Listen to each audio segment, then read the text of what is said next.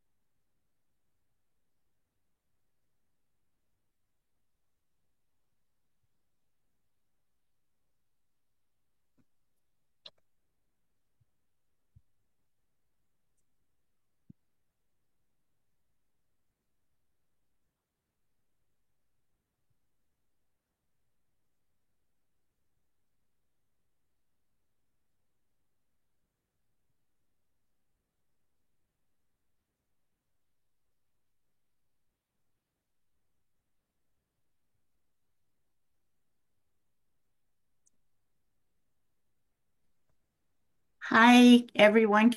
Can you hear me now? Yeah, we can hear you, Jill. I have background noise here, though. There. Okay. Hi, I'm Jill Hawkinson with USDA Rural Development, and I'm the moderator today. I apologize. We've been having some technical difficulties. I think we got on now, and everybody's able to get into the chat rooms here. And okay, I see Josh is on too. Thanks for joining us, Josh. He's our featured speaker this afternoon, and we'll probably get going in a little bit. I know there's a few more people trying to get in here too, so. We usually just do social time.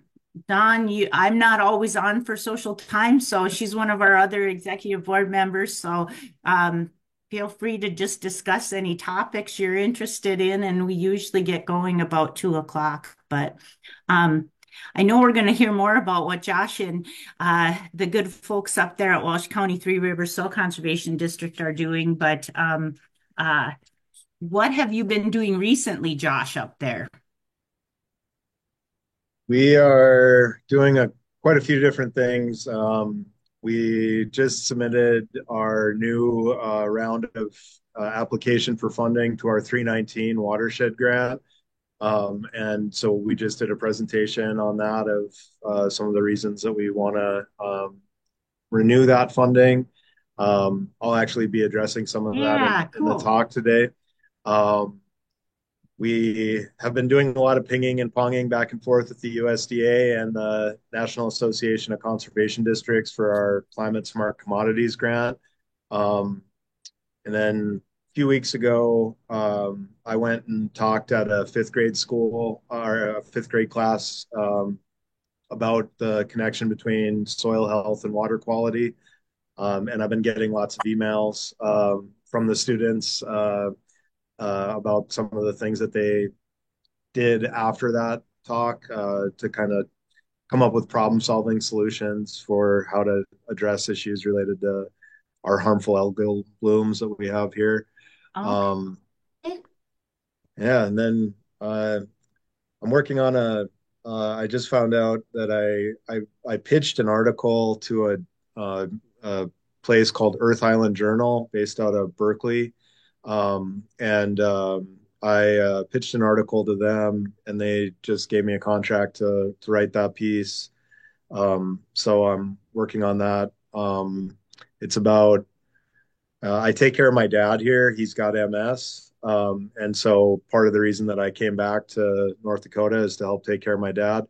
And so it's partly about rural in-home healthcare and about how that relates for me to Working Lands approaches to soil conservation, how human health is related to soil health. So I'm working on that now. That's very interesting.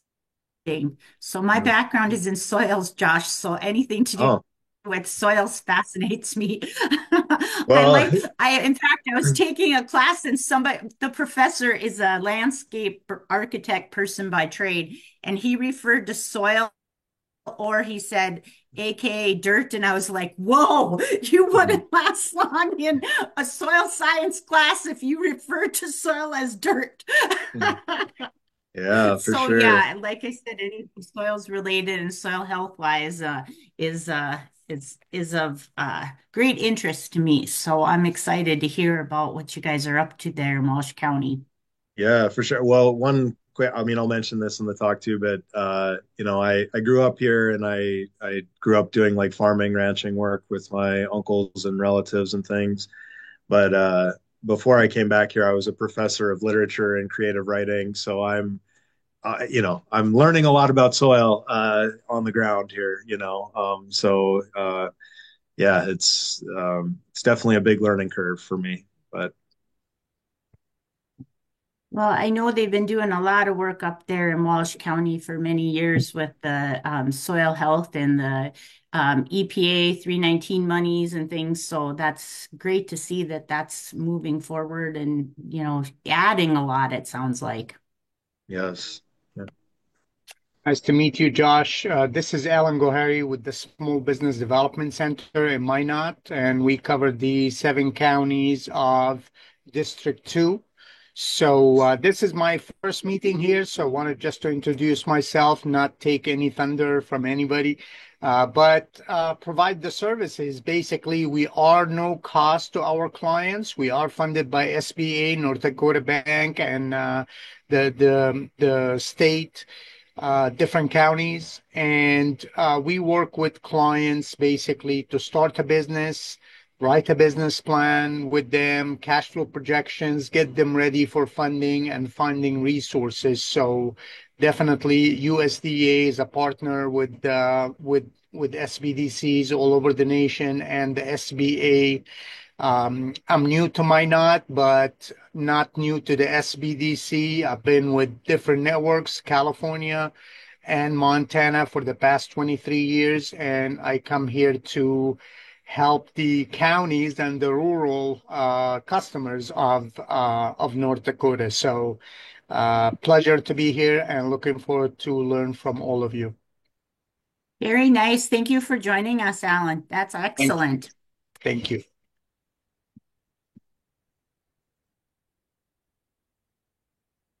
We have Hello. about 4, 5 minutes, and then we'll probably do some more introductions and go around. I see we're getting some more of our board members on, so thanks everybody. The Jan did put the agenda in the chat there for those that might want to pull the agenda up.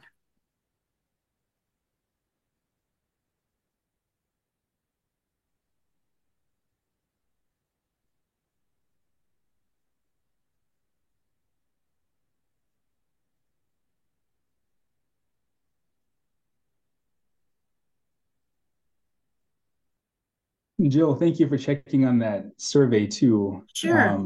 Shelby mentioned, Shelby got the link in there, so now we should be able to have people just click on it when at the conclusion of the meeting. I thought that would be important for us to be able to just, instead of someone have to go back later, obviously we're going to be sending it out too, but yeah, good call. And I think it's going to be on the NDLFTA website too, or it might already be already. Um, yeah, she was going to try to get it on there. on the member, yeah, it's member updates page.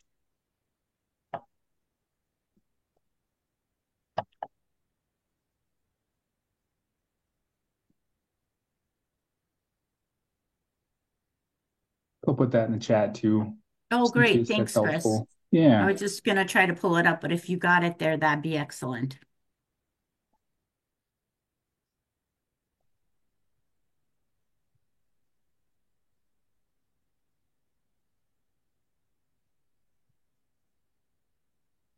So we're above zero today, so I'm pretty happy here in the northeast North Dakota. I don't know what everybody else has for temperatures, but I just looked and it's like it's 8 above, but the wind is really blowing. So We are Yeah, not above zero here.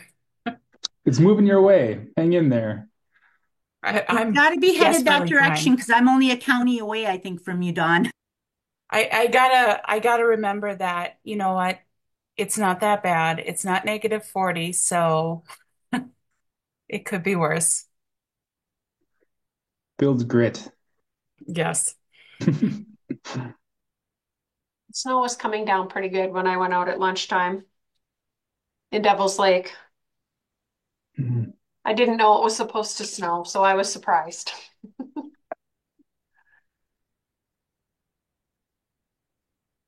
Yeah, it's And we North have Dakota. That cold already and has to, snow. yeah. It's cold and snowing.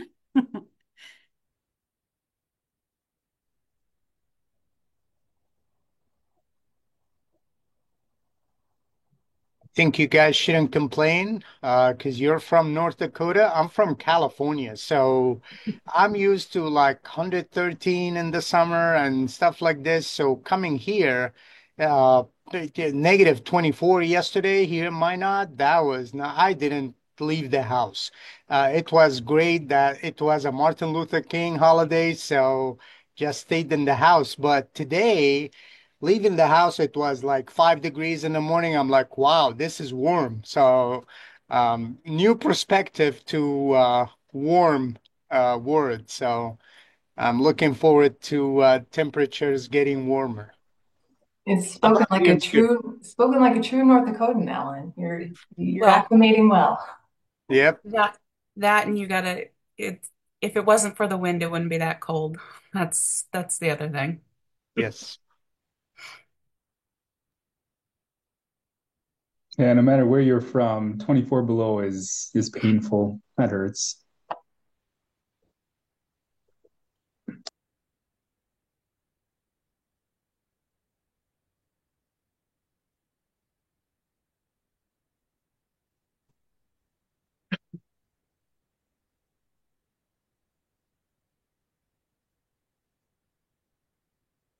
For another minute here, and we'll probably get going with our introductions. I was gonna say though, it feels like 17 below. It says it's 8 above here, but it says 17 below and 34-mile-an-hour winds in Nelson County. So,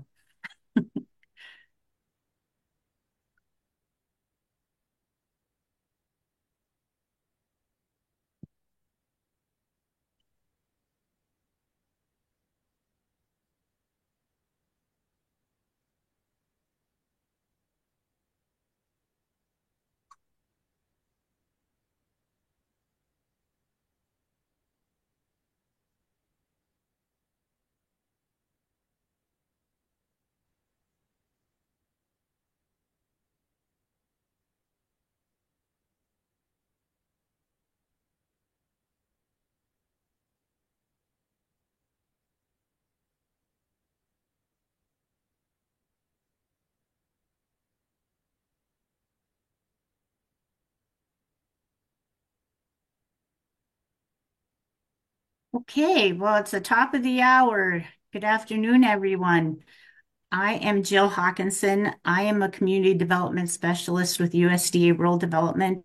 I also sit on as an ex officio member of the North Dakota Local Food Development Alliance Board, and we are happy to have everybody here for our membership meeting that we host every month. And with that, I am going to start with introductions. I just told you who I am and who I'm affiliated with, and we always do a warm-up question.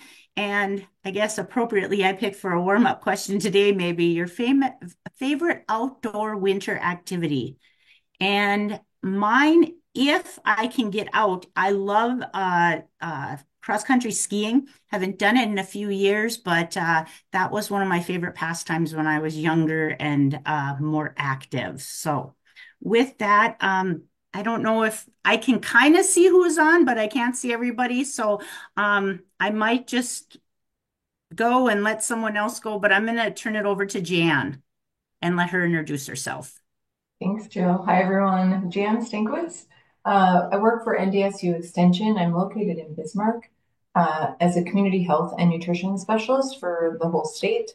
Currently, I'm the sitting president for NDLFDA, and my favorite outdoor winter activities, I like downhill snowboarding. So I will hand it to Emily.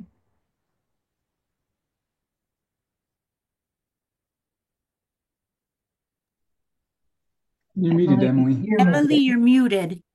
Could have swore I clicked the right button. I'm sorry. My name is Emily Howe. I work with NDSU Extension in Ward County. I focus in horticulture. And what was the question again? Your favorite outdoor winter activity? I don't like the outdoors in winter. I am from Texas. It is cold. I am cold. I don't like it. I stay inside and I do my indoor activities. But when it's nice outside, I like to go camping and hiking and gardening and those sorts of things. And I will pass it to Leslie. All right. Hi, everyone. I also work for NDSU Extension. I'm a county agent here in McHenry County, so right next door to Emily. I'm from Alaska, so people think I would like the outdoors, but the winter time I spend a lot of time inside cooking. But I do like ice fishing. We do that a lot. So who to call on next? How about Chris? Thank you. Hello, I'm Chris Guestley. I'm a co-op development specialist with the North Dakota Association of Rural Electric Co-ops, and I'm on the Rural Development Services team here. I would say, well, I also serve on the NDLFDA board. I should add that detail. I'd say my favorite outdoor winter activity would be kind of a nice, slow, easy, careful jog on a calm winter day when the sky is clear and the sun's shining and the air is crisp, but not too crisp, so it doesn't hurt. But yeah, and the snow just kind of has like a nice, neat little muffling sound. I know it's tough to explain, but it's a good day when that happens.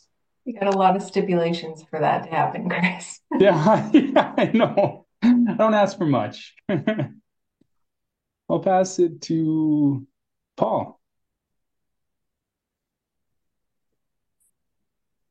Hi, everyone. My wife and I farm in Rolette County, and I'm involved in local foods. Started out with soil health focus and then moved into local foods for the Northern Plains Resource Conservation Development Council, historically based out of well, in the Devil's Lake Basin, let's call it that. So we currently have a project going on to do rural food security in Benson and Towner counties. And then outdoor activity, well, if we can actually get some snow deep enough to cross country ski, my wife and I do that. The last few years hasn't been great for it, but we'll see. Maybe there's enough out there now.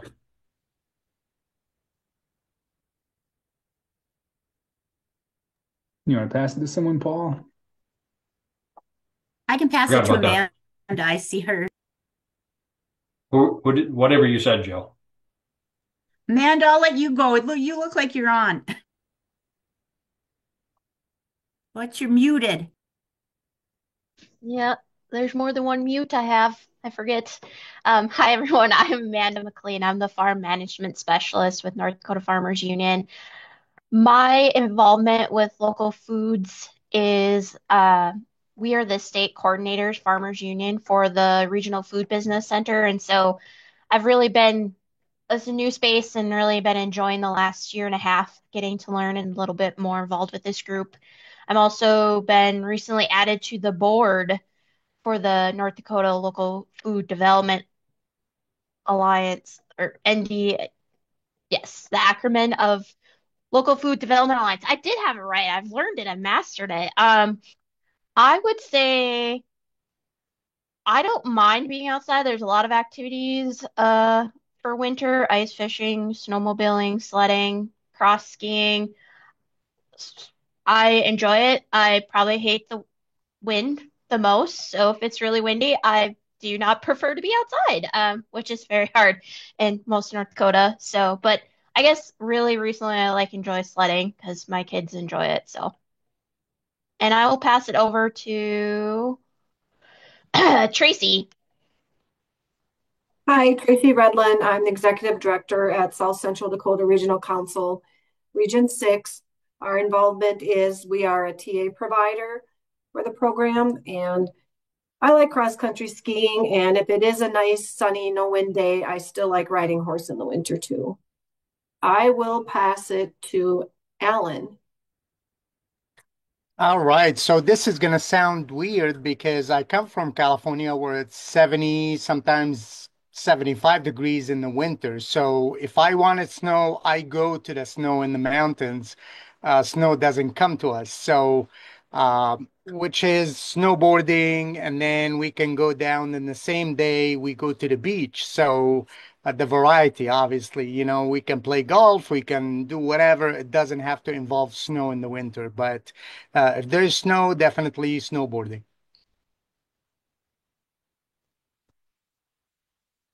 And who didn't go? I'll pass it to Josh.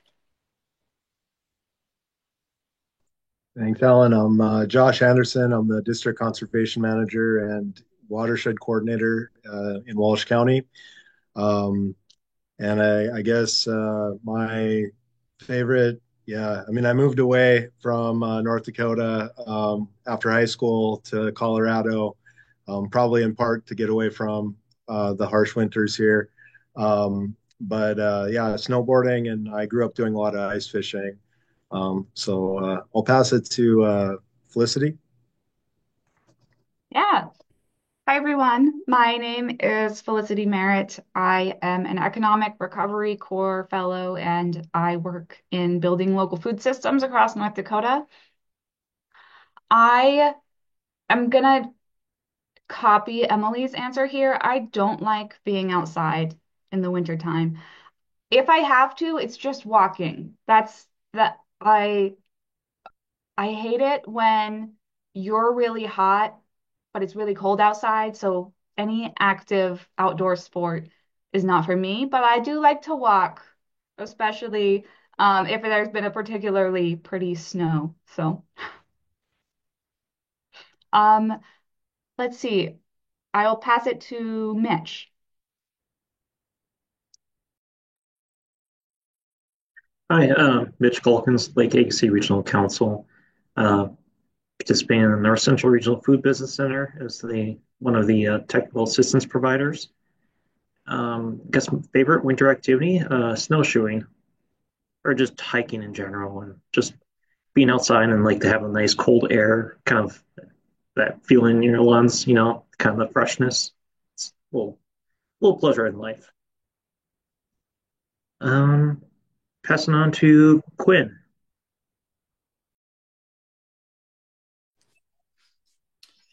Hey everyone, Quinn Renfins. I am a grower from south of Minot. I also oversee the Red River Harvest Cooperative as the current board chair, and then I'm also on the board for the Farmers Market and Growers Association. My favorite winter activity, lately I've been leaving. I also hate winter, have never gotten used to it in the 30 plus winters I've spent in North Dakota. And so my new hobby is going south. I'm currently calling in from southern Colorado where it's about 60 degrees outside right now. So I'll be down here till about February-ish. So that is my favorite activity, leaving.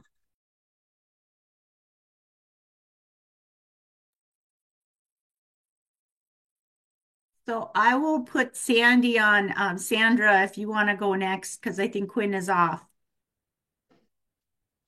Hi, I'm Sandy Shively. I'm with North Central Planning Council in Devils Lake. We are technical assistance providers for North Dakota Region 3.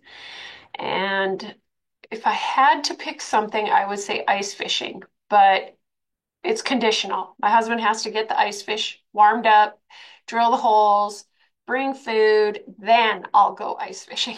And the fish have to be biting because there's nothing worse than sitting out there for hours and not catching any fish. And I'm not sure who all hasn't gone. I think I'm towards the end here. So I've been kind of trying to keep track. This is Jill. Dawn, have you went yet? No. Um, I'm Dawn Rognerd. I'm current president for Town Square Farmers Market here in Grand Forks, co-chair for Blue Zones Project Grand Forks, and then one of our North Dakota Local Food Development Alliance board of directors. Um, I'm kind of with everyone else. I don't really love to be outside in the winter. I will make an exception to go watch the kids play hockey, although that's really just running from the car into the building. But if it's a nicer day, I'll go snowmobiling or walking. But the moment it gets anywhere near zero, nope. I don't know if I feel like there might be other people. Yeah, I got a list. Candace, would you like to go next? Hello, um, I'm Candace Anderson. I am the Director of Retail Operations with Red River Harvest Cooperative. Um, and I guess I've been surprised at how much am okay with winter this year, especially after how nice it was last year. Um, and that's just kind of like being out and about in it. So, I guess I am looking forward to ice skating this year. That was something I started again like 3 years ago. And then last year we didn't really have any ice. So looking forward to doing that again here soon once it warms up a little bit. Like when it's below zero for a long period of time, like I just don't want to leave the house. So other than that, I've been kind of okay with winter. Thank you. I'll let you go off the list. Okay, I think probably the only person I have left that I haven't checked off is maybe Beverly. Hi, my name is Beverly Alvarez Torres, and I am from Puerto Rico, but I have been here in North Dakota for 4 years. I don't like the winter too much. Honestly, I am from Puerto Rico, and there we have the eternal summer, so I prefer the beach and the mountains. However, I really enjoy camping and hiking when it's not winter. And here in North Dakota, I am urban soil scientist with NRCS. So if you have any questions, just let me know. Thanks, Beverly, and thanks for joining us. I know we have several new people on, so that's exciting today. Did I miss anybody? I think everybody has went. I kind of was checking off on the list. Hearing no one, we're going to move on to our speaker here. So we're excited today to have Josh Anderson with us. He did introduce himself, but I have a brief bio here too. Josh is the District Conservation Manager for Walsh County Three Rivers Soil Conservation District. Josh and his team are currently working on a USDA Climate Smart Commodities grant focused on reintroducing multi-species grass and livestock into farm rotations and growing local and regional livestock markets. He earned his PhD in English from Ohio State University and was formerly a professor of American Literature and Creative Writing. Josh and his team are working to spread awareness about conservation and local food issues in North Dakota. He is the host of Common Ground, a prairie podcast, which features interviews with a wide range of conservationists, wildlife advocates, and farmers and ranchers. His articles about conservation and regenerative agriculture appear in local and regional newspapers from North Dakota to Iowa, and he is currently working on a feature article for the international magazine Earth Island Journal. And I do have some information on Walsh County Three Rivers Soil Conservation District, but I know we put a link in there too. I believe that people can, or we can put that link in the chat room so they can go to your website, Josh. Maybe that would, in interest of time, we'll do that. So I know Josh has a PowerPoint to share. So Jan, can you give him control? And welcome, Josh. Thank you. Thank you all for having me. And it was great to get a chance to be introduced to all of you. I just sent a request for sharing my screen here. So hopefully we can do that. But should be all set. Okay, let me try that.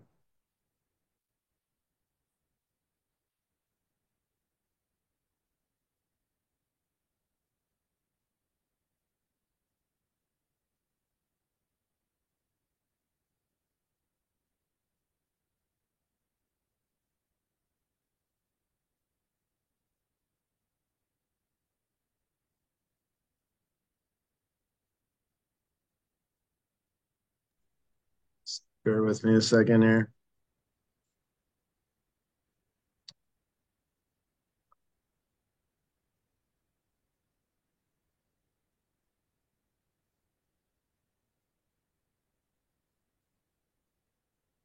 Okay, can you all see that all right? Yeah, looks great. Okay, so thank you all for having me. As I've already mentioned, I'm the district conservation manager from Walsh County, Three River Soil Conservation District. And I wanted to actually start with a brief story as to how I ended up back here. So I was a professor out in New England. I had a campus office that was right down the road from where Mark Twain wrote The Adventures of Huckleberry Finn. He lived right next door to some really famous writers and artists. So it was kind of a dream to be a literature professor out in New England and taking students to local farms. I actually still have a house out in Connecticut that is right down the road from a very historic farm that was built in 1756. And I used to take my students there because I grew up right here in the Red River Valley, right in Park River, North Dakota. A lot of the learning that I did growing up was with soil. So one of my first jobs was working for Nash Grain, the local grain elevator, driving truck. I've worked for my uncle's ranches, things like this. So I brought students often out to farms. But in June of 2022, I came back by train to visit my dad. My dad has MS, and this was during the kind of height of the pandemic. I hadn't been back in a long time. It'd been 3 years, and I came back for Father's Day weekend. And those of you that are maybe close to where I'm from, up here in Walsh County, you might remember that in 2022, Father's Day weekend, we had a biblical windstorm here, just acres and acres of topsoil that blew away. And it really shook me up.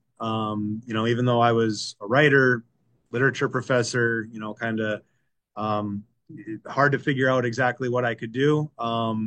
I went back to New England, stewed about it, tried to think about what there might be that I could do, and then this job opened up, and an opportunity to come back home, help my mom take care of my dad, and also to kind of put my money where my mouth was and see what I could do about trying to work with local farmers, ranchers, landowners, communities to really take soil seriously and think of it as the precious heirloom that it is, and the vibrant ecosystem that it is, rather than just inert matter. The image that you're looking at is not very appetizing here to start with. This is from Hami Dam. We also have a 319 watershed grant. We collect water samples from the Park River and from Hami Dam. What you're looking at here, you probably recognize as blue-green algae, and a lot of it. So we collected samples all 2 years that I've been here. Unfortunately, this year, one of the samples that we collected in September, so to kind of backtrack a second, the North Dakota Department of Environmental Quality set the reporting limit for microcystin at 8 micrograms per liter.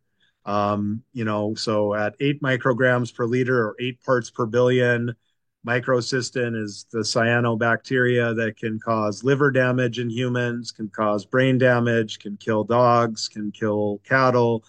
And at 8 micrograms per liter, we say it's starting to get dangerous. The sample that we collected this September was 29,300 micrograms per liter, or 3,500 times the reporting limit.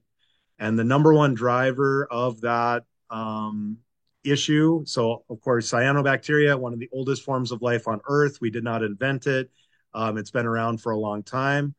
But the spread, the intensity, and the frequency of these harmful algal blooms that we're seeing in Hami Dam, it's been on the impaired water body list since 2010, and could certainly have been on there longer, probably. Is the number one driver is phosphorus runoff from soil. And the EPA has a term that some of you might be familiar with, non-point source pollution, the idea that we can't track the source of the pollution back to a specific site. However, the more that I've learned about soil health and the more that I've kind of dug into the work that we do here, I will say that I'm not speaking on behalf of my office, but I personally kind of take exception to the idea of non-point source pollution, because I think we can go directly to the source of this problem. And the problem is our soil health practices in the region that depletes the soil of these resources and makes us more and more dependent on chemical fertilizer inputs of different kinds. So we can quite literally take you to the source of the problem, to the train tracks where all the chemical materials are coming into the region and being applied to the soil.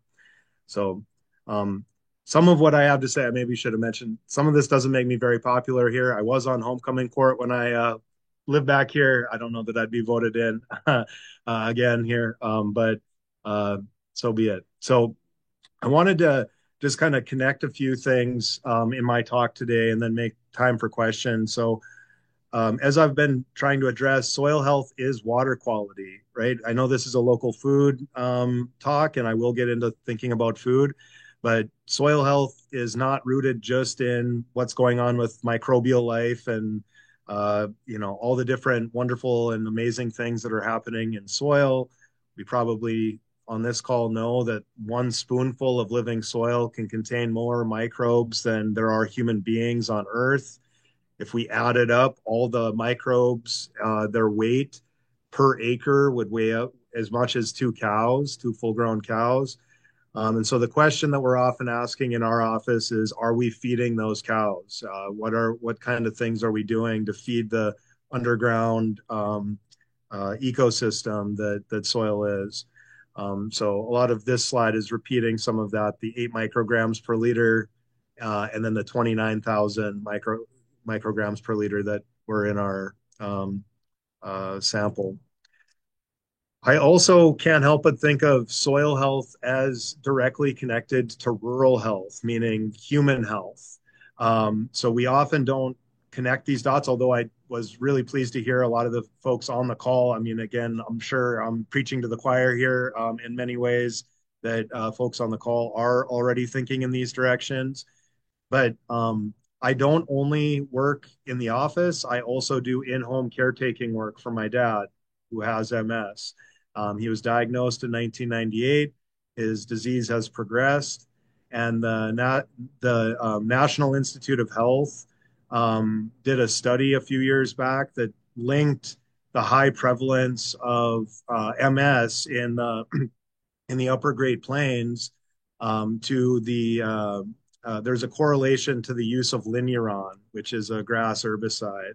And so some of these things are connected, or at least there's a correlation that we could be exploring more. But there's other ways that I think that soil health and rural health are directly connected to one another. So here's a couple examples. My home county, Walsh County, is 1,294 square miles. You can take all of Rhode Island and put it in Walsh County, and there would still be 80 square miles left over. When I go to local schools and I ask students, I tell them that statistic, and I ask them, how many people do you think we have working in our office to take care of all this land in all of Walsh County? And they'll guess things, 50 people, 100 people. There's only 2 of us here, a former professor of literature and a former police officer, Brandon Mathiasen, who's our business operations manager. And then we also have Norris Sivertson is our grass seed operator and jack of all trades and helps out with a lot of our grants and things. But there's not a big office here of people to do all this work. So one of the things that we say all the time is that if we're not growing the next generation of conservationists, farmers, and ranchers, we're not doing enough in our work.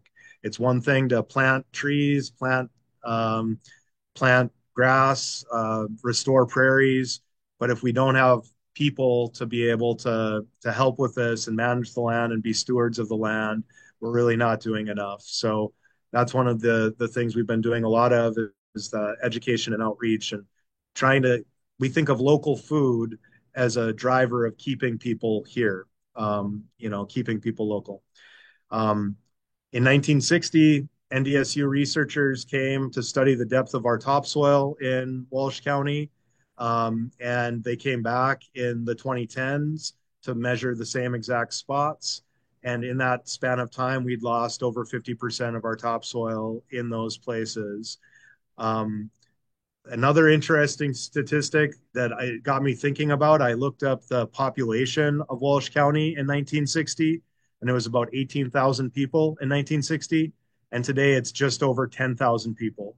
So we've lost just about the same percentage of people as we have soil in that span of time. And so again, might not be causal, but certainly there's a correlation between the loss of topsoil and the loss of our tax base here. We have 2 grocery stores and then 2 additional fresh food markets in the county, which is more than some rural counties, but it's still far from enough. We have, as rural North Dakotans, 45% of us live in food deserts. And so that's a real challenge that many of us live with here. Another kind of alarming statistic is that in my hometown, you can no longer be delivered as a baby. You can die in our hospital, but you can't be born there because we don't have the staff or the facility to be able to have people deliver babies there, which I think, is kind of just another sort of metaphor for the direction we're heading if we continue down the path that we're on. And then we have all the water quality concerns that we addressed here in the previous slide, which is also connected to human health. One of the other things that I think is important to note when we think about those 45% of rural North Dakotans, myself being one of them, who live in food deserts, we have to also think about the tragic irony of that we're surrounded by agricultural land. We have all these acres that are devoted to agriculture, and a lot of the monocrops that are grown in the region are not producing nutrient-dense, high-quality food. Instead, we're producing things like sugar. You could probably say that American Crystal Sugar and the other sugar co-ops basically own the Red River, and by any measure, it's hard to say that sugar is a high-quality, nutrient-dense food. We also produce a lot of biofuel. We also produce a lot of ultra-processed foods. When I was interviewed for this job, I mentioned that the word agriculture really teaches us that we don't just grow food, we grow the conditions for the culture. And so the kind of methods that we're using in today's agriculture, which are understandable, I understand kind of how we get here with trying to have efficiency and getting as many bushels as possible, these kinds of things. But it's led to convenience store food, and it's led to really a lack of local foods, and small and medium-sized farms. So we've been doing a lot of work with our local schools, farmers markets, community organizations to address this really prevalent issue in our region. And I'll spend the rest of my time focused on our working lands approach to conservation, derived in part from our partnerships with Audubon Great Plains, United Prairie Foundation, North Dakota Meadowlark Initiative, and other folks who have kind of spearheaded this movement toward working lands approaches to agriculture. So we received, or we've been selected for, we're still in the process of actually receiving the funding, but we've been selected for a $5.75 million grant from the National Association of Conservation Districts through the USDA's Climate Smart Commodities Program. The goal of this program that we designed is to replace monocrops, at least, or replace is maybe the wrong word, to bring full season multi-species grasses into monocrop rotations, and then to also incorporate livestock. And one of the unique qualities of our grant program is that we're targeting high quality soil, high quality ground for our conservation practices, as opposed to like CRP, which tends to target the stuff that's already saline or already has, alkali and other kinds of problems. So our program has all the elements of soil health, minimal disturbance, living roots, diversity of species, soil armor, and crucially, the integration of livestock. The grant provides $4.25 million of federal money for the cost share program, which will allow us to have somewhere around 8,000 to 10,000 acres in the region converted into full season multi-species grasses with livestock integration. And then it also provides administrative funding for us to begin building local and regional markets focused on livestock and premium hay, with an emphasis on grass-fed and grass-finished beef. But other kinds of livestock are also eligible in this program. And again, we've been selected for it, but we're still in the process of actually receiving the funding. So if anyone has any pull with the USDA, please let me know. We're trying here. So this work that we're doing is inspired by the history of the tallgrass prairie. The photo that you're looking at here is a winter day, not too many days ago, where we had a bad windstorm and we didn't have much snow cover or much cover crop. And I did not use the black and white feature. This is just the color scale that we had here. And we're losing a lot of topsoil, as you can see. On the other side of the image, what you're looking at is an entry from Alexander Henry's journal. If you were ever to visit Park River, we have a place called the Alexander House, which is a liquor store, hotel, restaurant, and it's named after Alexander Henry, who was an early explorer. He's a contemporary of Lewis and Clark, and he actually visited the Park River, camped along the Park River in 1800 to 1801. And on the next slide, I want to kind of look at his entry here from September 18th, 1800, where he climbs an oak tree and he takes in the view of the Park River. And he says, "I took my usual view from the top of my oak and I saw more buffaloes than ever. They formed one body, commencing about half a mile from camp once the plain was covered on the west side of the river as far as the eye could reach. They were moving southward slowly, and the meadow seemed as if in motion," right? So 1800 sounds like a long time ago. Whenever I teach students this, they'll say, yeah, that's a long time ago that we had bison here. That's a long time ago that we had tall grass prairie here. But the truth is that oak tree that he climbed could very well still be alive today. I've taken core samples from bur oaks along the Park River that were well over 300 years old. The big blue stem that grows still in the ditches, it's believed that some of the root stock of big blue stem could be older than oak trees. And so part of what we are trying to kind of establish here is that the period of time that we have seen the increase of industrial agriculture, the increase of the conversion of prairie to industrial agriculture is a really, really small window of time if we look at it from a historical point of view.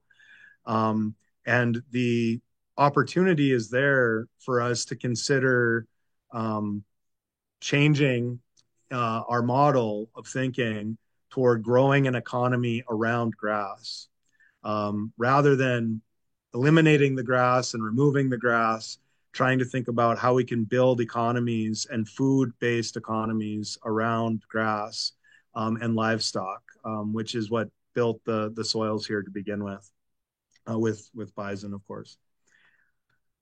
So here's some of what we're kind of inspired by is the native prairie plants. And so one of the things, I guess I should have mentioned that my PhD is in American literature, but with an emphasis on American Indian literature and indigenous literatures.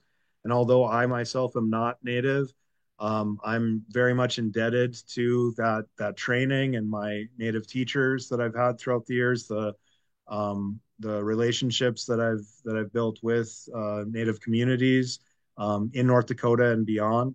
And thinking like a prairie and learning from a prairie, I think is really the easiest way to understand where the soil health principles come from. Soil health principles really actually are modeled on a prairie ecosystem and what makes a vibrant prairie ecosystem.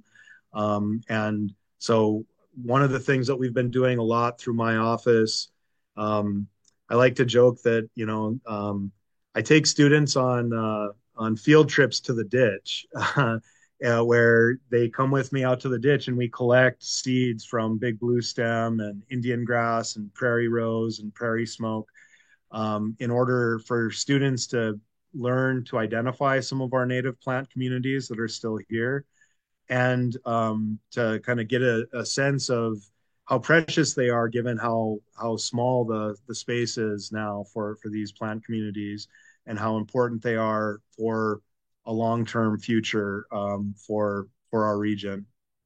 So a lot of our work is rooted in trying to learn from the prairie. We've also been trying to learn and partnering with Pheasants Forever to do prairie burns, not just prairie burns, but to do prescribed burns, because fire is such an essential element to the prairie.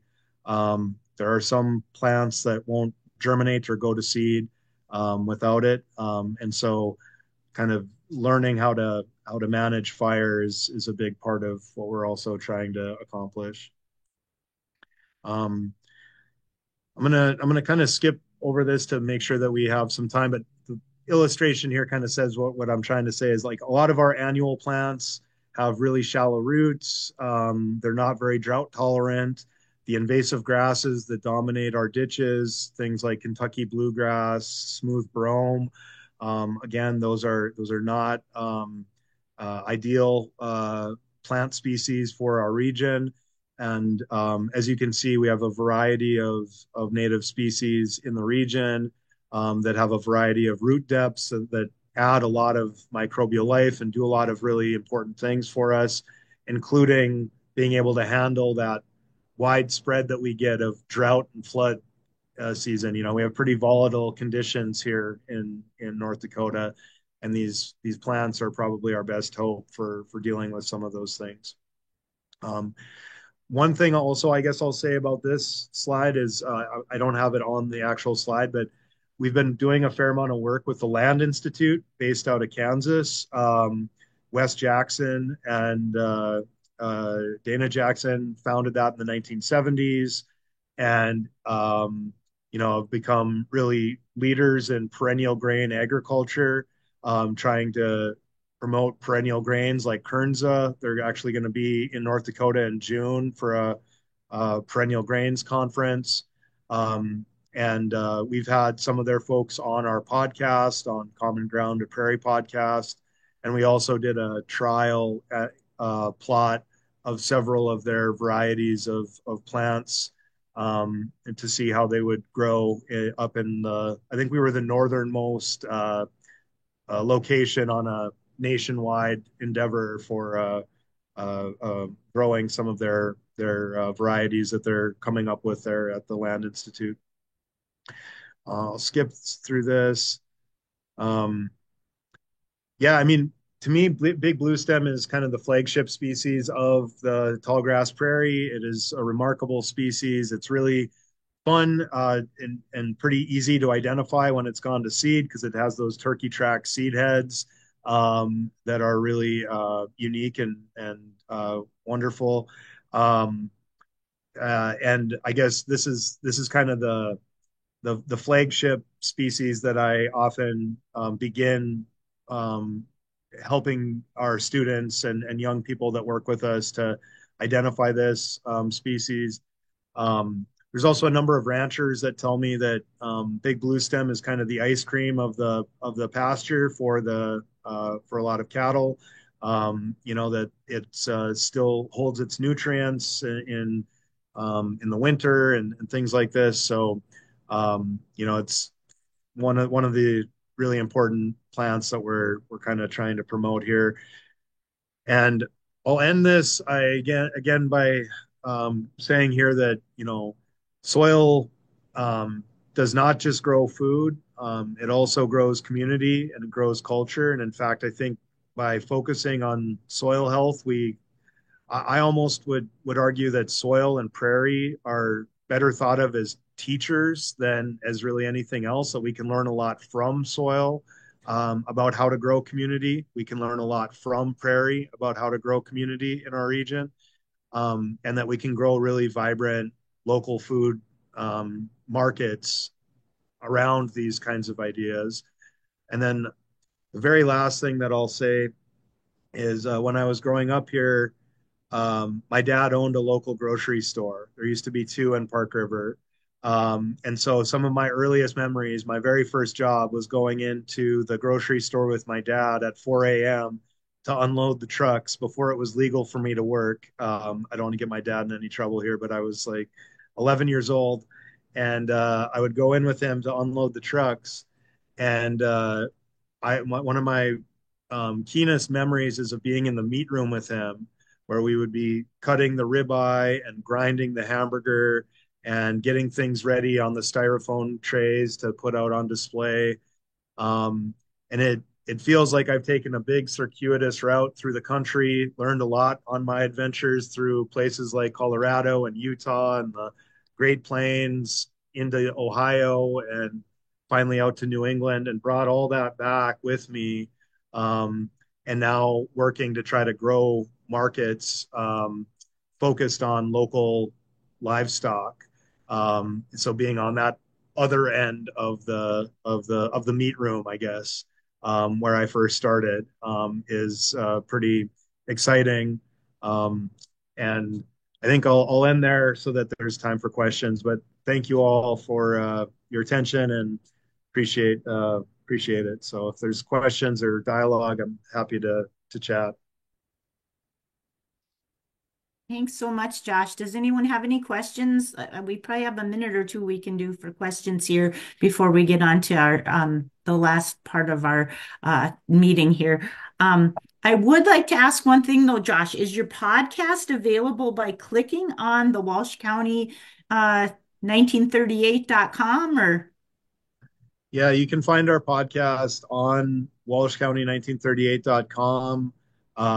It's under one of the tabs, which I would have to look at to remember which one, but it's also available on YouTube, on Spotify, on iTunes, like all the platforms. So you just look up Common Ground, a Prairie Podcast, you can find us.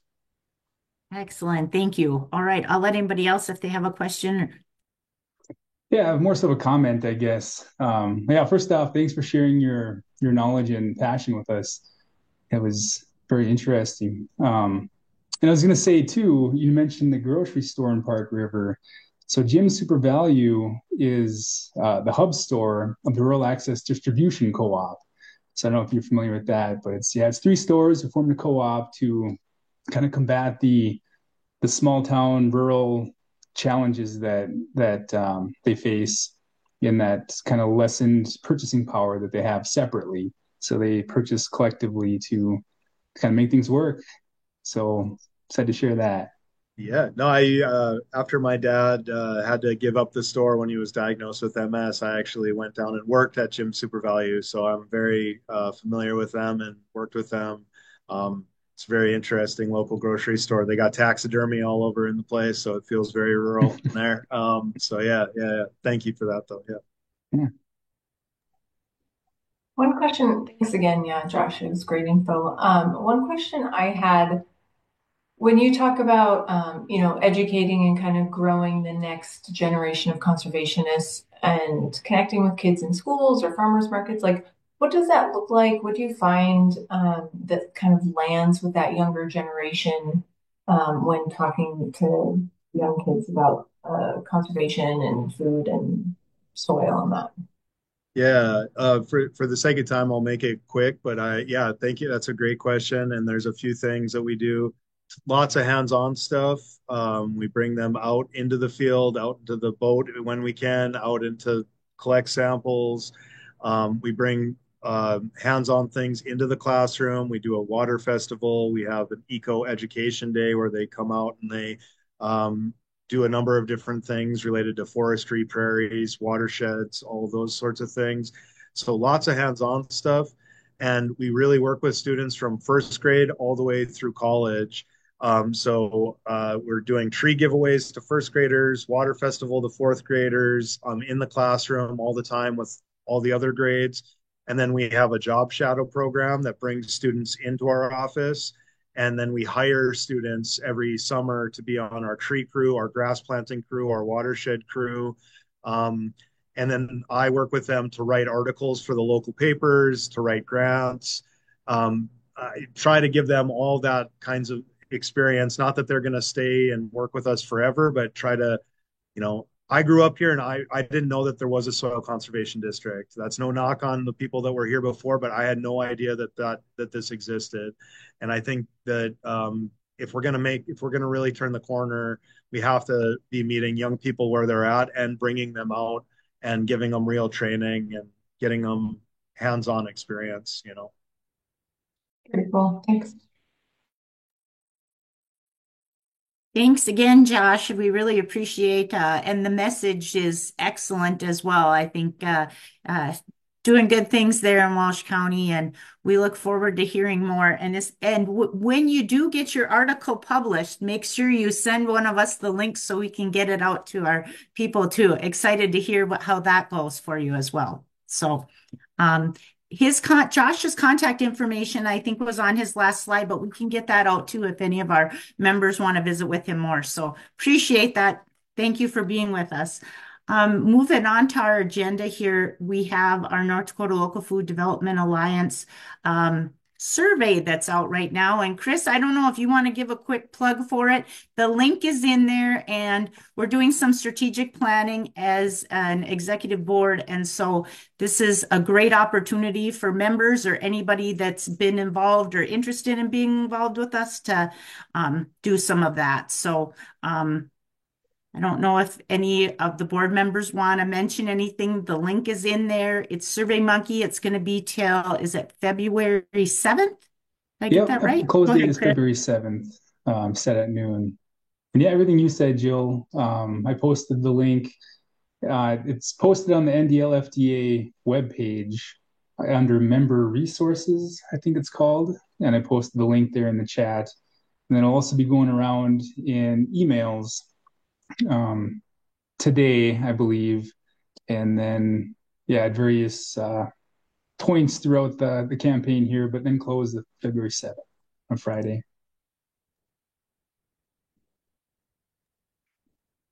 Thanks, Chris. Do any of the other executive board want to say anything about the survey? Chris did an excellent job, and we did have some outside help and kind of pulling some of the questions together, but it's a really great opportunity, I think, for our organization to figure out where we are and where we want to get to. And I see Paul Overby has his hand up, so I'll Yeah, I'm presuming this, but just going to ask it anyway. I'm presuming the Market Growers Association is quite involved with getting the membership list and getting this mailed and endorsing it and all that good stuff. The Farmers and Market Growers Association? No, unless I could be missing something on our end, but there hasn't been any coordination with them regarding this survey. We Um, certainly could, I think. I mean, it's kind of been an evolving survey. yeah, the point of this one is to mostly inform the NDLFDA's strategic planning. And so, where we getting it right? Where could we have room to improve? And then we're going to use that as discussion and kind of point us in the right direction when we discuss our next several years for the NDLFTA group. But yeah, you're right. I think there could be room for collaboration there. I think that's part of what we've been discussing too, is our role as far as local food goes, and all the different connectors, and what can we do? Is our role as a catalyst? Is our role, where when we first formed as an organization, that was kind of, I think the intent was for us to be an advocacy and kind of connecting group, but we're just that's what the survey I think is intended to do, is try to reach out to our members that have been with us and say, well, here's where do you think we are right now? Where do you think we should be going? And what's your goal for, as either an individual organizations or whatever. But I'll also add too, though, that there's a lot of surveys and questionnaires floating around now, Paul. So there is one coming from DPI about local food procurement for schools and DPI. So that is also circulating. And then the Regional Food Business Center work also has a local food producer survey. So all three of those are separate and distinct, but somewhat related. So we're trying our best to just be, like as simple as possible, but knowing that it gets real murky real quick. And those other surveys are also on our agenda. If you're looking at the agenda, ours for North Dakota Local Food is on, and then below, I think there's two other surveys on there too. So, and certainly I guess those last two, yeah, would be the last two updates are those surveys. But there is something, DPI is having a question and answer session, I think, starting in a few minutes, it looks like.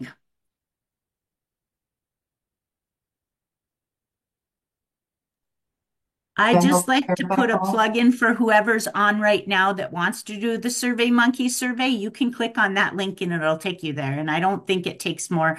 I looked at it like 10 minutes max. Is that about right, Chris? Yep.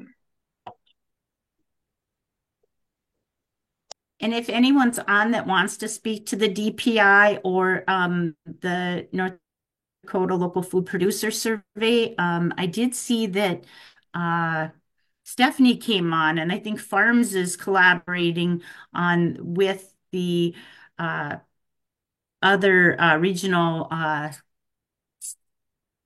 councils maybe on this 2025 North Dakota Local Food Producer Survey.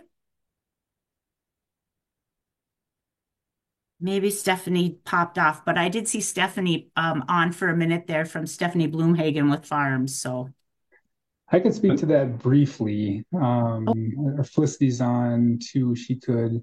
Looks like she's off too. So I worked with Stephanie and Felicity to put this together. And yeah, it's in relation to the Regional Food Business Center to help inform that initiative. And that's it's going to have some overlap with, at Jan's point, some overlap with the NDLFDA survey, but that one too, we focused on simplification and just solely on the production aspect, and specifically the local food producers. Yeah, that'll help inform all these different local food system conversations that are happening, and specifically the Regional Food Business Center partners, and the efforts to strengthen that local food system from that perspective. So And Friendly I'll enough, right? apologize, Chris. I got a little ahead here. So yes, Jan, your clarification is well taken. But I would still think that we have attending this regularly anybody like I can't remember who the leadership of the Farmers and Growers Association is. It'd be great to see if we can at least get, like the president and vice president or whatever they have on Yeah, the I don't list know to if it's get part of Marv this. Baker,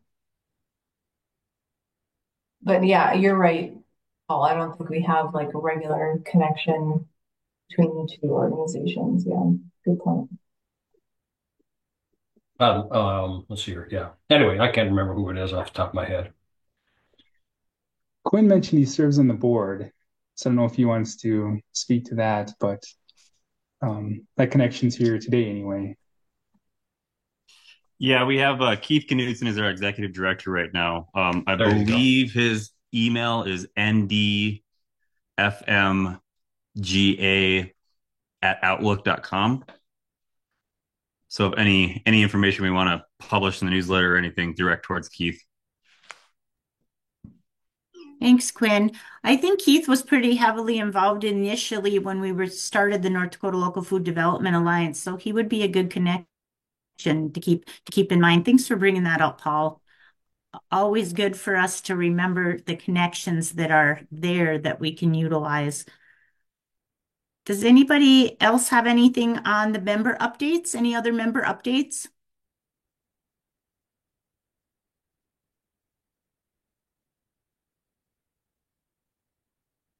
If there are none, I will mention that at the next meeting, February 18th, we're going to be discussing the North Dakota local food or North Dakota rural grocers. And so we're going to be talking a little bit about some of the successes that have been had out there and some challenges. And Chris, do you want to maybe mention a little bit about what, your organization's been involved with and kind of what we're going to be sharing? Sure. I don't know if the agenda has been fully formed at this point, but yeah, the NDAREC Rural Development Services team back in, I believe, 2014 identified all these challenges that small town rural grocery stores were facing. Some of them are closing, some were looking to sell but couldn't find buyers. They operate on razor thin margins, and then just face certain challenges in terms of getting supply at a reasonable cost. So that spurred the rural grocers initiative, and since then we've been working with different rural groceries and identifying challenges, helping communities work together to address some of these challenges from regional perspective. And so we'll be covering some of that, kind of like umbrella, overarching perspective, and then get some real grocers on there too that can share that firsthand experience and knowledge. So specifics beyond that I don't have at this point, but we'll get there. Thanks, Chris. Yeah, just I wanted to put a plug in for that because I know that's been something on the radar of rural North Dakota for quite a while now is how do we keep small grocers going and then, just access to things. So we're just at the bottom of the hour here. So if anyone has any parting words, comments, I will speak now, or I appreciate everybody joining us.